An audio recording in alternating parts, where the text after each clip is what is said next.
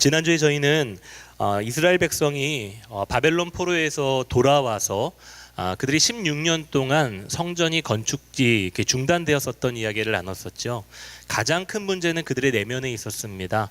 그들이 자기는 판벽한 반듯한 집에 거하면서 여호와의 성전은 황폐한 채로 내버려두는, 그래서 학개 선지자를 통하여서 그들에게 감동을 주시고 그 감동으로 성전 공사를 시작하게 하셨다라는 이야기를 함께 나눴죠. 그런데 성전을 건축하고 재건한다고, 그것이 시작한다고 해서 모든 일이 순조롭게 돌아가는 것은 아닙니다.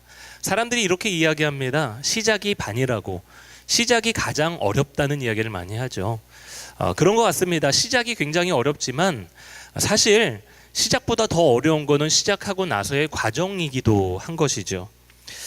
오늘 이스라엘 백성이 16년 동안 지연되었던 성전 재건을 드디어 시작했지만 그 과정에서도 분명히 문제가 있었던 것입니다. 우리 그 내용을 오늘 본문을 통해서 한번 살펴볼 텐데요. 먼저 1절 말씀에 이렇게 말씀하지요. 일곱째 달 곧 그 달 21일에 여호와의 말씀이 선지자 학개에게 임하니라. 지난 1장 마지막 절에서 6월 24일 날 성전 재건 공사가 시작이 됐습니다. 그런데 그로 이후에 한 달 정도 이후에 다시 하나님의 말씀이 학개를 통해서 백성들에게 선언되는 겁니다. 이 말은 잘 나가다가 뭔가 하나님이 말씀하신 일이 발생했다라는 것을 의미하는 것이겠죠. 이 상황에 대해서 동시대 인물이었던 에스라의 이야기에서 상세하게 나옵니다. 에스라서를 보면은 이스라엘 백성들이 성전의 기초를 놓습니다. 그리고 수많은 사람들이 하나님을 찬송해요. 근데 여기서 두 부류의 사람이 나뉘게 되는데, 한번 에스라서를 3장 10절에서 13절까지의 말씀을 한번 읽어보겠습니다. 시작. 건축자가 여호와의 성전의 기초를 놓을 때 제사장들과 레위 사람들과 나이 많은 족장들은 첫 성전을 보았으므로 이제 이 성전의 기초가 놓임을 보고 대성통곡하였으나 여러 사람은 기쁨으로 크게 함성을 지르니 백성이 크게 외치는 소리가 멀리 들리므로 즐거이 부르는 소리와 통곡하는 소리를 백성들이 분간하지 못하였더라. 두 부류로 나뉩니다. 첫 번째는 옛날에 그 솔로몬의 성전의 아름다운 화려함을 기억하고 있었던 분들이시죠. 청소년기에 어렴풋이 보았었던 그 솔로몬의 성전, 그 성전을 기억하고, 그리고 바벨론에 70년 동안 포로로 잡혀가고 다시 돌아와서 성전을 시작을 했는데 예전 것과 비교했을 때 초라한 그 모습을 기억하고 우는 사람들입니다. 두 번째는 그것을 기억하지 못하고 그저 그 기초가 놓인 것을 보고 환영하는 사람들이었죠. 오늘 본문의 학개 선지자는 어떤 쪽에 속했었던 사람인가? 바로 그도 옛 성전의 영광을 기억했었던 사람입니다. 지금 말씀을 선포하고 있는 학개의 선지자는 나이가 지긋이 들으신 분이셨어요. 학개의 선지자는 솔로몬의 성전을 본 것은 물론이고 그 성전이 파괴된 것까지 목격했던 사람입니다. 그래서 학개의 마음을 대충 짐작해 볼 수가 있는 거죠. 하나님의 말씀을 선언하고 있지만 그의 마음도 여전히 옛날의 성전은 너무 화려했는데 지금 아직도 보잘것없이 초라한 이 성전의 누추함을 보면서 상대적인 박탈감을 갖고 있는 것입니다. 옛날엔 안 그랬는데 지금 비교하면은 참 초라하다라는 생각. 나이가 들어가면서 우리 성도님들에겐 죄송하지만 이제 40이 넘고 나니까 예전보다 조금 다른 게 옛날 생각이 더 많이 나더라고요. 아이들에게 아빠가 옛날에 이랬다라는 이야기를 더 많이 하면서 저 스스로도 내가 많이 아저씨가 되어가는 것 같다라는 생각을 합니다. 내 상황과 환경과 그리고 지위, 이런 모든 것이 사실은 굉장히 초라해 보일 때가 있지요. 우리가 그래서 늘 초라해 보일 때마다 과거를 떠올리면서 옛날에는 참 그랬는데 라는 기억에 회상에 적기도 합니다. 이런 것이 신앙에도 그대로 적용이 되는 것 같아요. 옛날 우리가 섬겼었던 그 교회, 정말 멋졌는데, 정말 하나님의 임재가 있고 기름 부심이 있었는데, 특별히 어른 세대의 성도님들께서는 예전의 대한민국 교회의 정말 부흥의 한 획을 그었었던 교회들을 기억하시면서 아, 그때는 정말 그랬는데 라고 회상하시는 분들도 계실 것 같아요.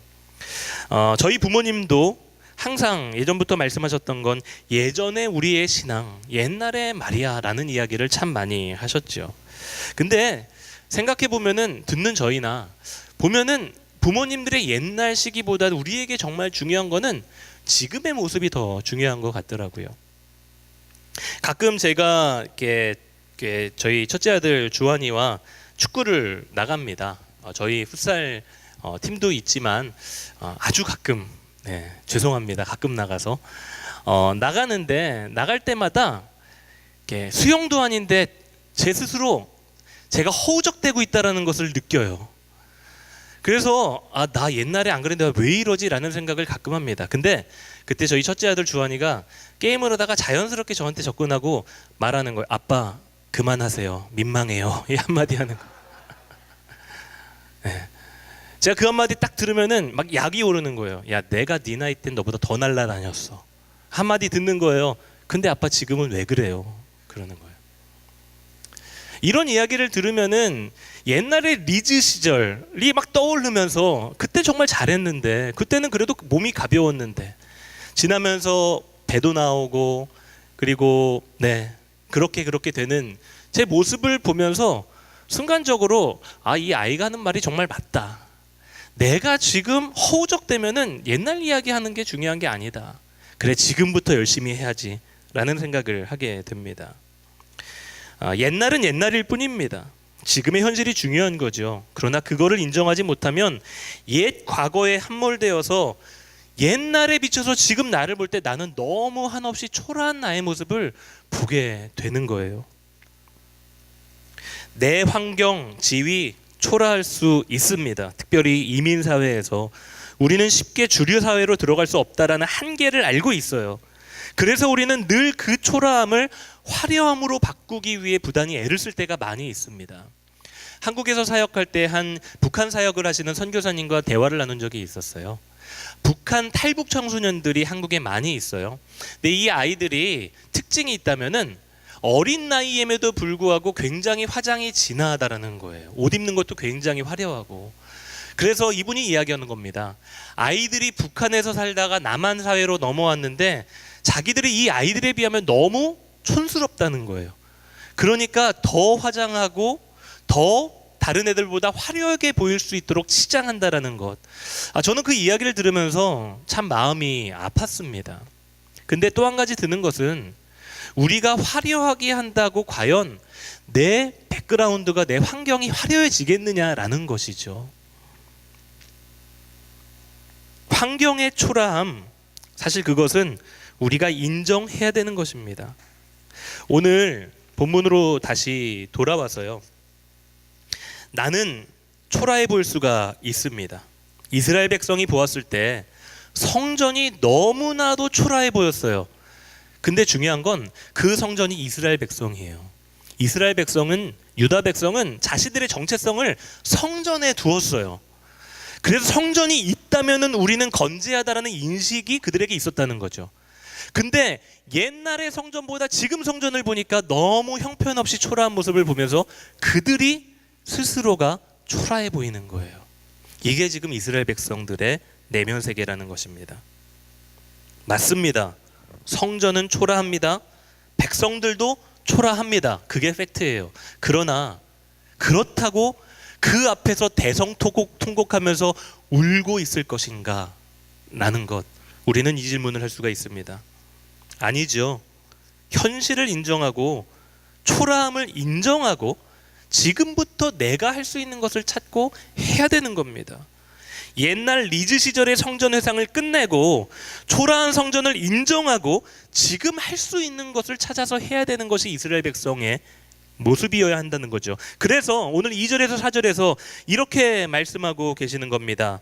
스알디엘 아들 유다 총독 스룹바벨과 여호사닥의 아들 대제사장 여호수아와 남은 백성들에게 말해라. 너희 가운데 남아있는 자 중에서 이 성전의 이전 영광을 본 자가 누구냐? 이제 이것이 너에게 어떻게 보이느냐? 이것이 너희 눈에 보잘것없지 아니하냐? 그러나 여호와가 이러노라. 스룹바벨아, 함께 읽어보겠습니다. 스스로 굳세게 할지어다. 여호수닥의 아들 대제사장 여호수아야, 스스로 굳세게 할지어다. 여호와의 말이니라. 이 땅 모든 백성아, 스스로 굳세게 하여 일할지어다. 내가 너희와 함께 하노라. 만군의 여호와의 말이니라. 초라해서 자기 스스로의 정체성이 바닥까지 치고 있는 백성들에게 하나님께서 말씀하고 계시는 겁니다. 지도자들에게 스룹바벨아, 여호수아야, 너희가 먼저 마음을 굳세게 해라. 담대하라. 그리고 나서 백성들에게 이야기하는 거예요. 스스로 마음을 굳세게 하고 열심히 할 일을 하라고 이야기하시는 거예요. 그래, 맞아. 지금 이 성전이 너희에겐 하찮게 보이지. 옛 솔로몬의 성전과 비교해 보면은 하잘것없이 초라해 보이지만 그 외관이 초라하다고 너희들이 일을 포기할 수 있는 이유가 되는 건 아니라고 말씀하고 계시는 거예요. 초라해 보일지라도 지금부터 열심히 굳세게 끝까지 계속하라고 하나님께서 격려하고 도전하고 계시는 겁니다. 초라함 때문에 너희 영혼마저 초라해지지 않았으면 좋겠다라는 하나님의 격려의 메시지인 거죠. 몇 달 전에 인터넷에서 한 기사를 접하고 컴퓨터에 킵해놓고 있다가 떠올라서 다시 한번 그 기사를 찾아봤습니다. 한 여자 아나운서의 고백, 자신이 SNS에 글을 옮긴 것을 기사화된 글이었어요. 이 여자 아나운서의 고백 제목은 뭐냐면요, 제 아버지는 막노동을 하십니다 라는 제목이었어요. 그래서 읽어보는데 내용은 이렇습니다. 대한민국의 아나운서의 화려한 생활, 자신의 어떤 직위가 주는, 자신의 직분이 주는 그 화려함 때문에 많은 사람들이 내 백그라운드도 화려할 거라고 생각을 한다는 거죠. 이 아나운서의 어머니는 초등학교를 힘들게 졸업하셨던 분이시고 아버지는 초등학교도 졸업하지 못하신 분이셨어요. 그러니까 이 분에게는 자신의 화려한 아나운서란 직책 뒤에 감추어져 있었던 배경의 초라함이 있었던 거죠. 그게 늘 열등감이었던 거예요. 그래서 사람들이 입사해서 이야기했을 때 아버지 뭐 하시냐고 물어보면은 이렇게 대답합니다. 그냥 건설 쪽에서 일하세요. 그럼 사람들이 어떻게 생각하냐면 건설업계 사장님이신가 보다 이렇게 생각했다라는 거예요. 이분에게는 이게 굉장한 초라함이었고 그리고 박탈감이었던 거죠. 그러나 이분이 깨달으면서 한 글을 썼습니다. 이렇게 썼습니다. 한번 잘 들어보시기 바랍니다. 내가 개천에서 용으로 성장할 수 있었던 건 정직하게 노동하고 열심히 삶을 일궈낸 부모를 보고 배우며 알게 모르게 체득된 삶에 대한 경의가 있었기 때문입니다. 길거리를 걷다가 공사 현장에서 노동하는 분들을 보면 그 자식들이 자신의 부모를 보며 어떤 생각을 할지가 궁금해집니다. 내가 했던 것처럼 부모를 감췄을까라며 그러지 않아도 된다는 것을 내가 증명하고 싶습니다. 나와 비슷한 누군가의 생도 인정받고 위로받길 바랍니다. 무엇보다도 나의 아버지와 어머니가 우리 모두의 부모님이 존중받기를 원합니다 라는 글을 썼습니다. 어버이 주일이기도 해서 그런지 이 글이 참 많이 마음에 와닿습니다. 자기의 환경은 초라해도 이제는 내가 나를 증명해야 될 것을 아니까 이제 부모님의 그 헌신과 노고가 너무 값지고 은혜롭다라는 것을 이야기하는 것이죠. 사랑하는 성도 여러분, 환경이 초라한 게 나를 정의하는 것이 아니죠. 배경이 초라한 게 나를 정의하는 것이 아닙니다. 초라한 내가 아니라는 겁니다. 근데 그렇다고 화려한 내가 나도 아니라는 거예요. 오늘 하나님께서 4절 말씀에 이렇게 말씀하시죠. 후반부에 내가 너희와 함께 하노라. 여러분, 나를 정의하는 것, 하나님과 함께하는 내가 진짜 나라는 거예요. 그런 내가 세상에 나를 증명할 수 있다라는 겁니다. 초라한 배경이 나를 증명하는 게 아니라 나와 함께하는 하나님 때문에 내가 세상 가운데 당당하고 담대하게 살 수 있다라는 거죠. 사랑하는 성도 여러분, 우리가 환경이 초라해도 내 영혼마저 초라하게 내버려두지 않는 이 한날 되시기를 주님의 이름으로 축복합니다. 두 번째 함께 나누고 싶을 내용입니다. 오늘 6절에서 9절 말씀입니다. 우리 함께 읽어보겠습니다. 시작. 만군의 여호와가 이같이 말하노라. 조금 있으면 내가 하늘과 땅과 바다와 육지를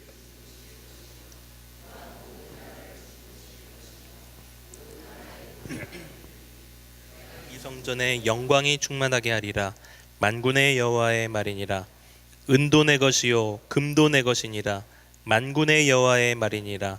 이 성전의 나중 영광이 이전 영광보다 크리라. 만군의 여호와의 말이니라. 내가 이곳에 평강을 주리라. 만군의 여호와의 말이니라. 아멘. 백성들이 성전의 초라함 때문에 실망하고 좌절할 때 하나님이 그들에게 한 가지 선언을 하셨죠. 이 성전의 영광, 이 지금의 영광보다 나중에 얻게 될 이 성전의 영광이 너희가 비교할 수 없을 만큼 더 클 거야 라고 말씀하고 계시는 거예요.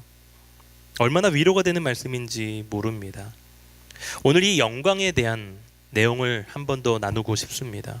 얼마 전 달란트 페스티벌에서 저희 둘째 아들 주혁이가 선물로 받아왔었던 게 있었어요. 그게 뭐냐면 오뚜기, 뭐라고 말해야 될지 모르겠어요. 오뚜기 풍선이라고 해야 되나, 오뚜기 튜브라고 해야 되나 모르겠습니다. 이게 길다란 건데 비율로 따지면 윗부분이 9고요, 밑에 부분이 하단부가 1입니다.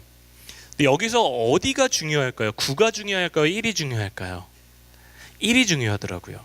처음에는 윗부분에다가 막 공기를 다 주입해가지고 풍성하게 만들어놨는데 쓸 수가 없어요.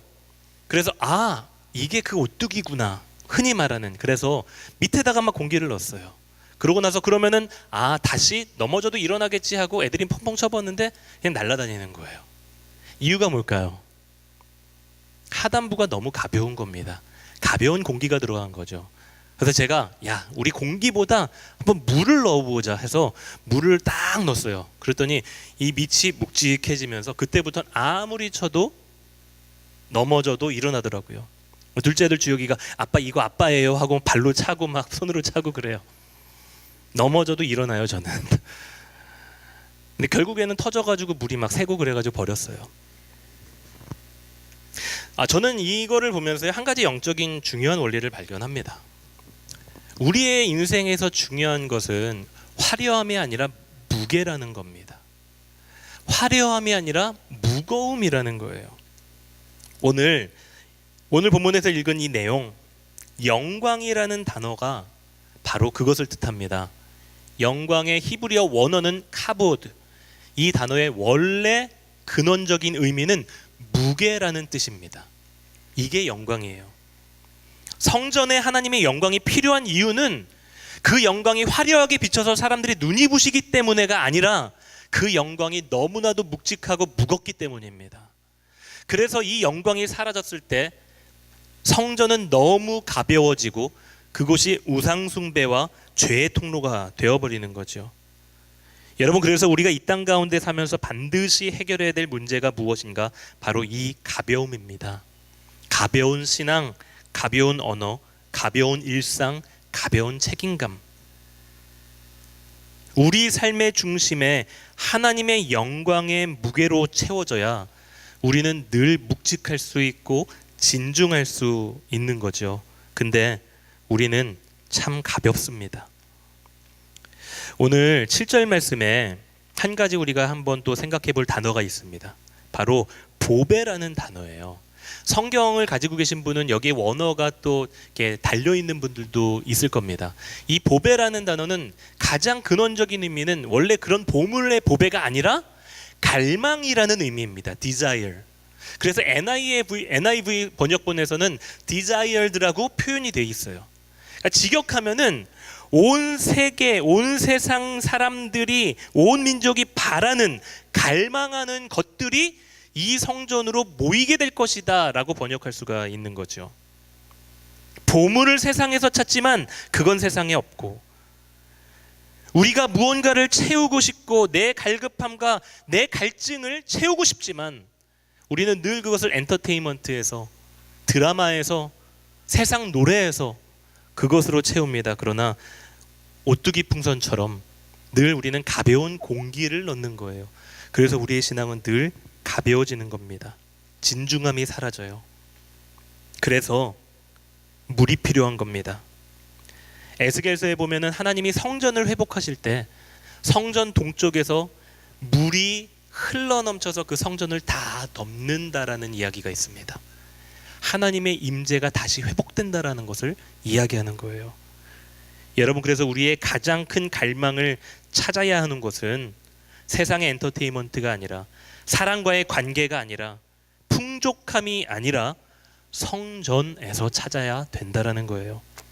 여호와를 예배하는 곳, 여호와의 임재를 경험하는 곳, 그곳의 영광이, 나중에 임하게 될 영광이 지금 너희가 봤었던 그 영광보다 더 클 것이다. 우리는 성전에서 이 은혜를 경험하게 되는 것이죠. 근데 하나님은 그분의 영광이 가려지는 것을 참지 못하셨습니다. 영광은 하나님의 자존심입니다. 영광 이퀄 자존심.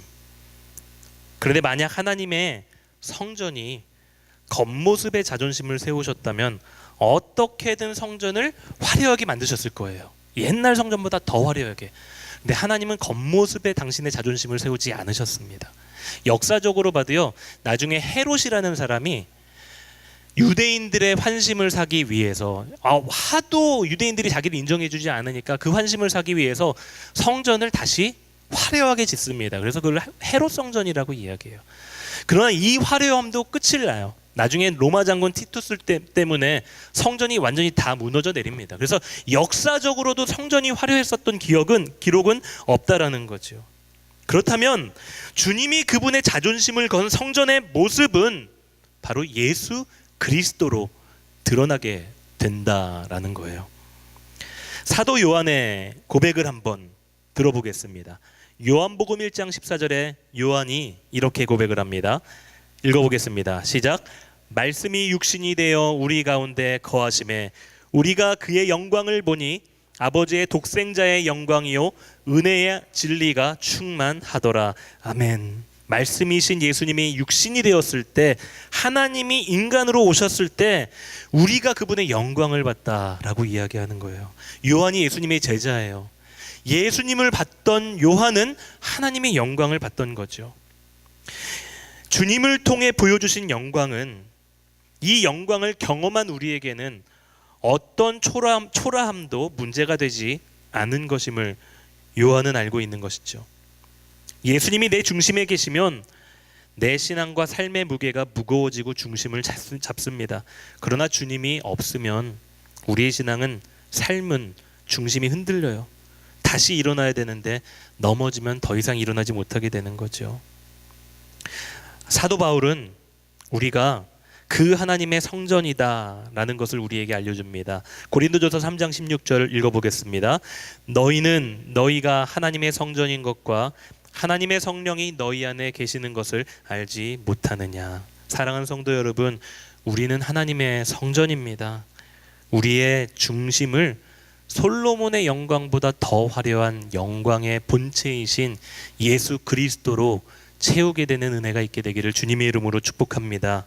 무엇보다도 그분을 갈망하는, 그분을 전심으로 구할 수 있는 이 한날이 되시기를 간절히 원합니다. 마지막으로 함께 나누고 싶은 내용입니다. 오늘 학계 선지자가요, 제자들에게 뜬금없이 두 가지 질문을 합니다. 정리해 드릴게요. 첫 번째, 거룩함에 대한 질문입니다. 12절의 내용이 보면은요, 사람이 옷자락에 거룩한 고기를 쌌어요. 근데 그 옷자락이 만일 떡에나 국에나 포도주에나 기름에나 다른 음식물에 나왔으면은 그것이 거룩하게 되겠느냐라고 질문을 합니다. 제사장들이 말합니다. 아니요 라고 이야기해요. 정리해드리면 거룩함은 전염되지 않는다라는 거예요. 두 번째 질문입니다. 두 번째 어떤 질문을 하냐면요, 부정한 것에 대한 질문이에요. 반대의 질문이죠. 근데 만약에 시체를 만져서 부정해졌던 자가 그것들 가운데 다른 것을 만지면 그것은 부정하겠느냐 질문했을 때 제사장들이 대답합니다.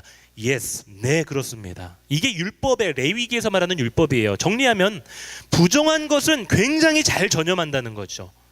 근데 거룩한 것은 잘 전염되지 않는다라는 거예요. 여러분, 만약에 거룩한 것이 잘 전염된다면 얼마나 좋겠습니까? 내가 악수만 해도 그 사람이 예수님 만나게 되고, 내가 대어만 해도 그 사람이 하나님의 은혜를 막 경험해서 주께로 돌아오게 된다면 얼마나 좋겠어요. 근데 그게 쉽지 않다라는 것은 저도 알고 여러분도 아실 겁니다. 마지막 반대로 이야기하면 부정한 것, 애석하게도 이거는 너무 잘 전염된다라는 거예요. 나쁜 것은 우리가 너무 좋아해요. 좋은 것 이야기하는 것보다 나쁜 것 이야기할 때 막 희열이도 저만 그런 것은 아니라고 생각합니다. 부정적인 것에 이상하게 귀가 솔깃하고, 좋은 것 이야기하기보다 남의 흉 잡을 때 오히려 더 누군데 왜 그런데, 그게 저의 모습임을 정직하게 고백합니다. 근데 중요한 것은 어쨌든 거룩한 것은 전염이 되지 않지만 부정한 것은 너무 잘 전염되기 때문에 하나님의 백성인 우리는 조심해야 된다는 거예요. 제가 지금보다 더 젊었을 때, 어렸을 때, 중고등학교 시절 때 이거는 정말입니다. 와이셔츠를 늘 빳빳하게 다리고 다녔어요. 요즘에는 잘 그렇게는 안 해요. 근데 와이셔츠를 빳빳하게 다리고 펴진 게 너무 좋았어요. 그래서 청바지조차도 다림질을 하고 다녔었던 사람이에요. 밖에서 친구들과 어울리면서 놀다가 난방이 구겨졌어요. 그럼 다시 집으로 돌아오는 거예요. 집에 돌아와서 다시 막 다려요. 분무기 뿌리고, 그리고 다시 펴서 입고 나갔어요. 옷을 입다가 특별히 하얀 바지, 그때 당시에는 입으면 안 됐었던 그 흰 바지, 그 흰 바지를 입고 다니다가 늘 밑에 보면은 뭔가 묻지 않았나 돌아보게 되는 거죠. 짜장면집 절대 못 갑니다. 가다가 짜장면이라도 튀면, 짬뽕이라도 튀면은 다시 집에 가서 다른 옷으로 갈아입고 왔어요. 그게 저의 모습이었습니다. 여러분, 우리가 흰색 옷을 늘 신경 쓰는 것처럼 거룩함도 마찬가지 원리인 것 같아요. 우리는 거룩함으로 부정한 것을 공격하려고 합니다. 말이 좀 그렇지만 덮으려고요. 근데 오늘날 우리가 사는 이 시대 속에서는 우리가 아무리 나의 거룩함으로 부정함을 덮으려고 해도 저희는 그나마 해봤자 회색인 거예요. 무슨 말이냐면은 우리는 거룩함과 맞닥뜨렸을 때 늘 거기에 전염되는 게 더 크다라는 겁니다. 그래서 우리의 신앙의 회색지대를 만들어요. 적당히 타협하고, 이거 한 잔이면 괜찮겠지, 요거 하나면 괜찮겠지라고 이야기하다가 결국에는 결정적인 순간에 우리의 신앙이 무너져 내리게 되는 것을 보게 되는 것이죠. 여러분, 오늘 이스라엘 백성이 하나님의 영광을 위해 준비되어야 되는 것이 바로 이 거룩이었습니다. 그 영광의 무게를 감당하기 위해서 이스라엘 백성이 준비해야 되는 것 딱 하나, 거룩. 부정한 것을 다시 한번 하나님 앞에 재정비하는 거예요. 예전에 한번 나눴었던 적이 있는지 모르겠습니다. 제가 좋아하는 저자입니다. 토미 텐이라는 분의 다윗의 장막이라는 책이 있습니다. 굉장히 오래된 책인데 이 책의 한 이야기를 한번 에피소드를 설명을 드리자면은 토미 텐이 목사님의 친한 친구가 있어요. 근데 이분이 어렸을 때 12살에 이미 120kg이 넘으셨던 분이세요. 유전적인 병 때문에 굉장히 고도비만을 앓고 계셨던 분이에요. 근데 이분이 어느 날 이 목사님에게 와서 울면서 고백을 하는 거예요. 친구들의 집에 초청을 받았는데 나는 거기 들어가지 못한다고. 집에 앞에 서서 문 밖을 서성거리다가 창문을 보면서 나를 지탱해 줄 수 있는 의자가 있으면은 그걸 확인하고 들어간다는 거예요. 근데 애석하게도 지난번에 친구 집에 갔는데 내가 앉았던 그 의자가 무너져 버린 거예요. 망신을 당했던 거죠. 그래서 나를 받쳐줄 만한 의자나 가구가 없으면은 나는 그 집에 들어가지 못한다라는 그런 눈물의 고백을 했다는 이야기를 들었습니다. 여러분, 우리가 하나님의 그 영광이라는 그 무게라는 것을 우리가 감당하기에 필요한 것은 내가 거룩함으로 준비되는 겁니다.